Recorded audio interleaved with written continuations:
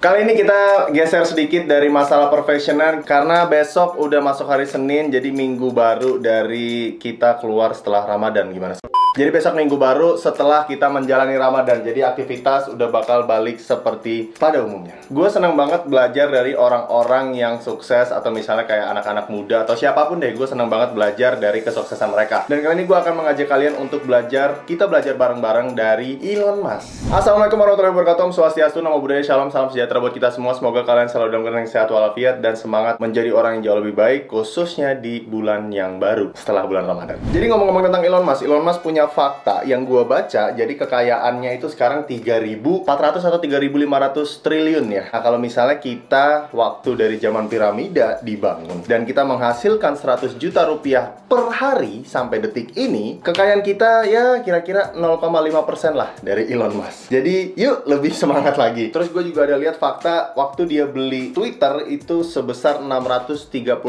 triliun.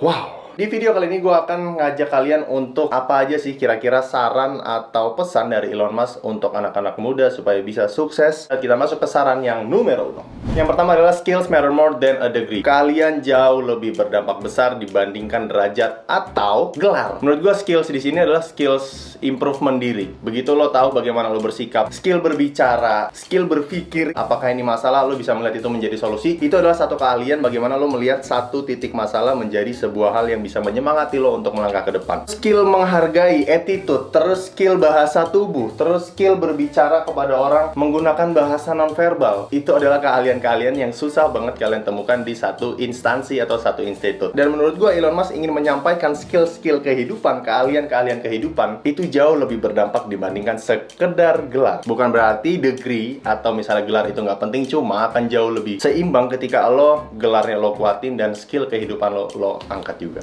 Obligations increase when you get older. Kewajiban atau keharusan itu bertambah besar ketika lo umurnya juga bertambah. Dan di sini menurut gue yang mau Elon Musk sampaikan adalah kewajiban untuk diri lo sendiri. Ketika lo melihat keharusan untuk berumah tangga atau keharusan untuk membantu orang tua secara finansial atau keharusan untuk mengangkat harkat dan martabat keluarga lo, ketika lo melihat itu semua dari luar, lo akan menjadikan sebagai beban untuk lo melangkah. Nah, atau misalnya gue contohin ke ganteng deh. Kalau misalnya lo mau ganteng tanpa memikirkan oh lo bakal dapet cewek yang ini, lo bakal dapet kerjaan yang ini, lo bakal membanggakan orang tua, tapi lo berfokus dengan bagaimana cara gue ganteng, bagaimana cara gue merawat wajah gue, bagaimana cara gue memperhatikan penampilan gue, bagaimana cara gue bisa wangi dengan parfum Versace misalnya gitu ya. Nah, ketika lo berfokus dengan diri lo, semua hal yang tidak lo pikirkan akan terisi. Kayak misalnya ketika lo ganteng, ketika lo wangi, menggantengkan diri dalam tanda kutip, pasti orang tua bakal seneng. Pasti bakal cewek yang ngedeketin lo. Pasti orang-orang sekitar lo akan menghargai lo. Tetangga-tetangga lo akan membanggakan lo di depan orang tua lo, udah pasti. Walaupun tujuan lo bukan di situ, tapi itu adalah bonus. Jadi benar-benar lo harus tahu kewajiban yang bertambah di diri lo. Ketika lo melihat dari dalam, itu jadi sebuah keharusan, bukan jadi sebuah beban. Tapi ketika lo mengisi kewajiban itu dalam diri lo, itu akan menambah progres yang jauh lebih besar untuk diri lo sendiri. Yang ketiga dari Elon Musk adalah now is the time to take a risk. Waktu yang paling tepat adalah sekarang untuk mengambil resiko. Gue dari dulu sih udah pernah bilang ke kalian masalah kapan waktu yang tepat. Terus kalau misalnya ada alasan, ya tunggu waktunya deh, kayaknya belum waktunya gitu. Ternyata Elon Musk juga menyampaikan kalau misalnya itu belum waktunya, buat sekarang waktunya. Kalau misalnya lo menunggu waktu yang tepat adalah besok, ya itu nggak bakal ketemu gitu. Besok juga nanti lo akan ngerasa kayaknya masih belum waktunya deh, masih minggu depan. Akhirnya mundur.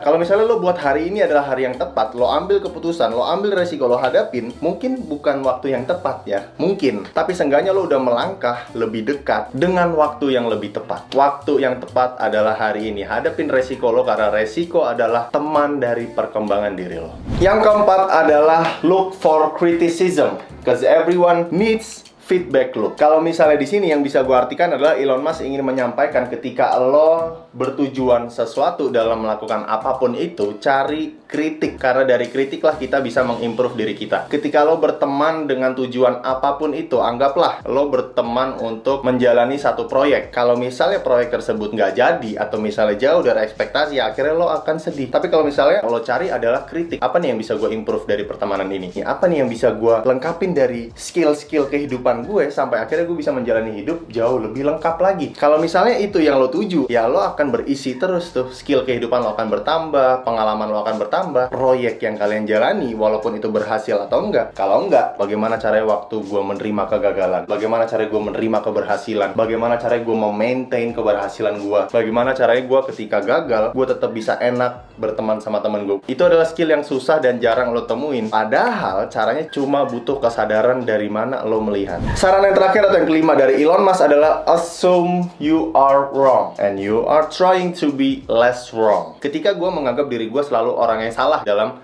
mengambil keputusan apapun, tapi ketika gue menemukan satu solusi yang cepet tapi worksnya dikit aja, kayak misalnya dari 100% worksnya itu bakal cuma 10 atau 20%, itu akan jauh lebih menghemat waktu, sementara kita bisa jalan terus. Jadi kalau misalnya kita selalu menganggap diri kita salah dan kita melihat solusi yang kita bikin seenggaknya nggak begitu salah dari yang sebelumnya, walaupun cuma menambah 10 atau 20%, itu adalah hal yang paling baik, karena kita nggak bisa menciptakan satu hal yang sempurna atau yang paling baik atau yang paling benar. Ini juga ada pepatah yang pernah gue temuin dari penulis Jepang, kayaknya Hariku Hakuri, aduh gue lupa namanya siapa. Pokoknya dia penulis buku dan dia tuh juga bilang kita sebagai manusia nggak akan bisa mencari sebuah kebenaran, tapi kita selalu bisa menjadi sedikit lebih benar per harinya. Ketika lo selalu merasa diri lo salah dan semua keputusan lo itu juga tidak benar, tapi sedikit lebih benar dibanding keputusan lo yang sebelumnya, menurut gue jalanin terus. Oke deh, semangat ya untuk hari Senin besok. Red outfit ketiga, masalah edisi lebaran kayaknya udah pada rame. Gue bakal cek-cekin isi kolom komentar, kita mau bahas siapa lagi bareng-bareng, atau masalah fashion juga boleh. Siapa yang mau kalian bahas bareng-bareng gue. Sampai jumpa di video berikutnya. Jangan lupa dipraktekin karena kalian adalah orang asal spesial amazing and you just have to